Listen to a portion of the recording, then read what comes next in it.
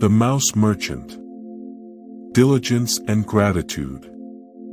Once upon a time, an important advisor to a certain king was on his way to a meeting with the king and other advisors. Out of the corner of his eye, he saw a dead mouse by the roadside. He said to those who were with him, "Even from such small beginnings as this dead mouse, an energetic young fellow could build a fortune. If he worked hard and used his intelligence, he could start a business and support a wife and family." A passerby heard the remark. He knew this was a famous advisor to the king, so he decided to follow his words. He picked up the dead mouse by the tail and went off with it. As luck would have it, before he had gone even a block, a shopkeeper stopped him. He said, "My cat has been pestering me all morning. I'll give you 2 copper coins for that mouse." So it was done. With the 2 copper coins, he bought sweet cakes and waited by the side of the road with them and some water. As he expected, some people who picked flowers for making garlands were returning from work. Since they were all hungry and thirsty, they agreed to buy sweet cakes and water for the price of a bunch of flowers from each of them. In the evening, the man sold the flowers in the city.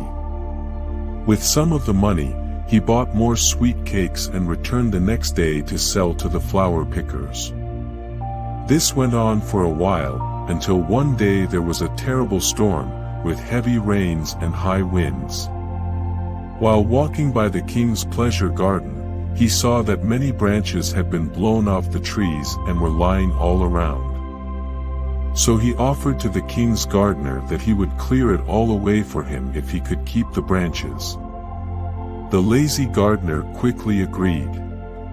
The man found some children playing in a park across the street. They were glad to collect all the branches and brush at the entrance to the pleasure garden, for the price of just 1 sweet cake for each child. Along came the king's potter, who was always on the lookout for firewood for his glazing oven. When he saw the piles of wood the children had just collected, he paid the man a handsome price for it. He even threw into the bargain some of his pots. With his profits from selling the flowers and the firewood, the man opened up a refreshment shop. One day all the local grass mowers, who were on their way into town, stopped in his shop. He gave them free sweet cakes and drinks. They were surprised at his generosity and asked, "What can we do for you?"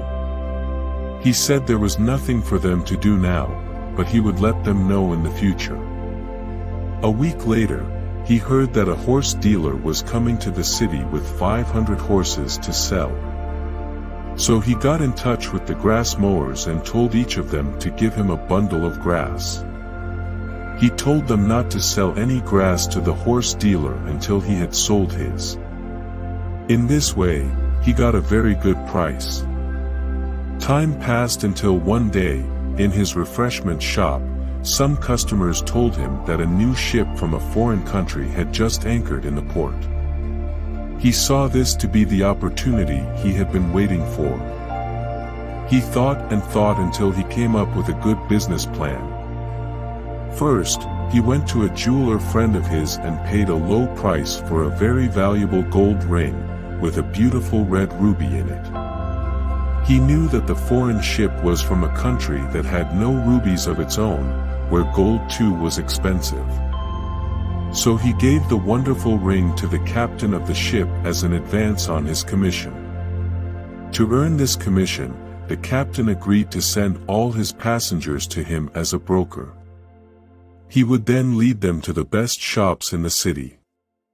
In turn, the man got the merchants to pay him a commission for sending customers to them. Acting as a middleman in this way, after several ships came into port, the man became very rich. Being pleased with his success, he also remembered that it had all started with the words of the king's wise advisor. So he decided to give him a gift of 100,000 gold coins. This was half his entire wealth. After making the proper arrangements, he met with the king's advisor and gave him the gift, along with his humble thanks. The advisor was amazed, and he asked, "How did you earn so much wealth to afford such a generous gift?" The man told him it had all started with the advisor's own words not so long ago.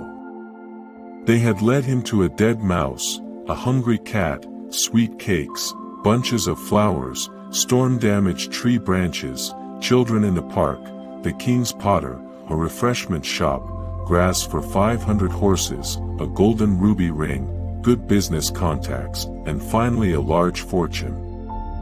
Hearing all this, the royal advisor thought to himself, it would not be good to lose the talents of such an energetic man. I too have much wealth, as well as my beloved only daughter. As this man is single, he deserves to marry her. Then he can inherit my wealth in addition to his own, and my daughter will be well cared for. This all came to pass, and after the wise advisor died, the one who had followed his advice became the richest man in the city. The king appointed him to the advisor's position. Throughout his remaining life, he generously gave his money for the happiness and well-being of many people. The moral is, with energy and ability, great wealth comes even from small beginnings.